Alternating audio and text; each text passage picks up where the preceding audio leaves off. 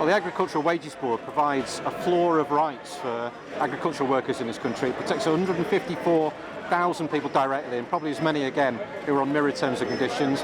It lays out a professional grading structure and all the terms and conditions in a modern contract: overtime, shift work, night work. Without that, there'd be no rights for agricultural workers other than national minimum wage.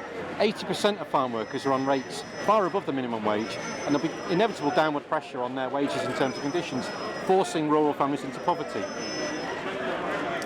Well, I don't know that there's a lot more to add. I'm a typical example of somebody whose wages are tied to the Agricultural Wages Board. I work on rights-of-way footpaths in the countryside. There are thousands and thousands of people like me who aren't directly affected by the Agricultural Wages Board, but whose wages will undoubtedly be forced down if the Wages Board is abolished.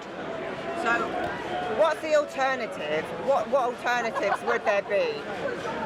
Well, I think the first thing that we're saying to the government is stop.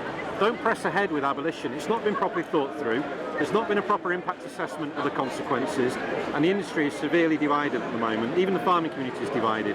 What we're saying is have a proper consultation process. Let's look at modernisation, reform if there are serious concerns. We're happy to tackle those head on, deal with the National Farmers Union, anybody else who's got an interest. But it takes time, it takes effort, and it takes proper consultation, not this railroad of legislation that we're seeing at the moment.